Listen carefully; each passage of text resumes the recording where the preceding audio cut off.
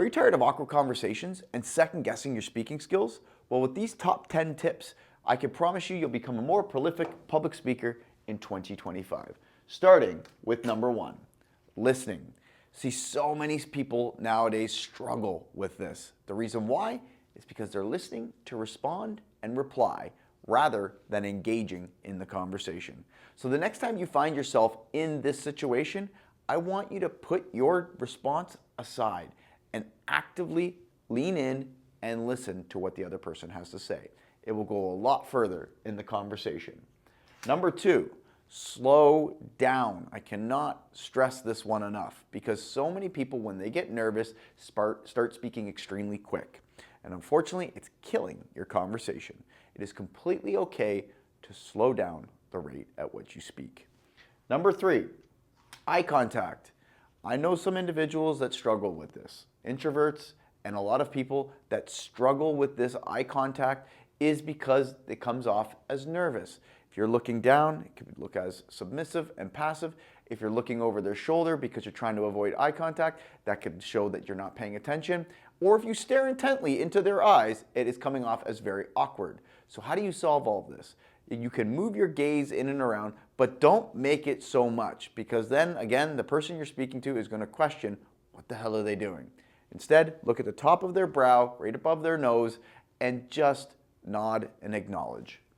Number 4, filler words are a killer. The reason why, it is killing your conversation. You're adding words that are completely unnecessary. It goes beyond the crutch words of but now it's into the so's, you know, like. So pay attention to that. If you're unsure, ask somebody. When you're describing a story, how many times you say, you like, you know, so. Pay attention to those extra words that are not necessary. Number 5, mirroring. This is more like matching the individual or the other people that you're speaking with. If I came in with an extremely high energy and everybody was in a mid-tier or low tier, it's gonna not help build rapport.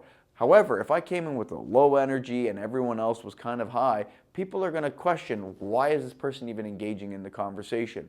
The reason why mirroring is so important is because it helps build rapport. Number 6, names. Your name is the most repeated word that you've heard in your entire life, and it's absolutely something we love to hear. Now, why do I say this?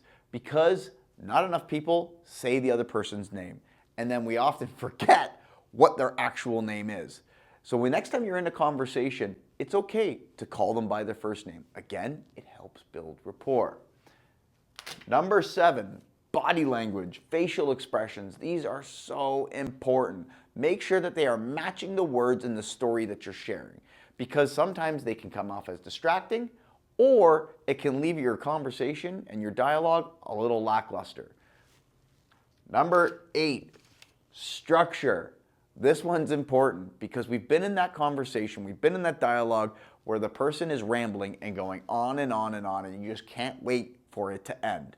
See, so many people struggle with this because they don't know how to make their conversation clear and concise. Make it tight, use less words, and you can get rid of some of the things that are completely obvious to the storyline. Number 9, ask questions, but not just any old age question, thought-provoking questions. I'm so tired of, so what do you do? Oh, that's interesting. And then they wonder why they get a lackluster response. If you ask a thought-provoking question like, hey, what made you get into the industry that you're in? It allows for the conversation to go on a much deeper, meaningful level. So if you're worried about the responses that you're getting, ask more thought-provoking questions. And number 10, I cannot stress this one enough. If you want to become a more prolific public speaker and communicator, it comes down to practice. And not just when it's convenient and not when it's just easy for you, but every single day. See, we've learned this skill set since we were such a young age, but so many people still struggle with it in their adult life.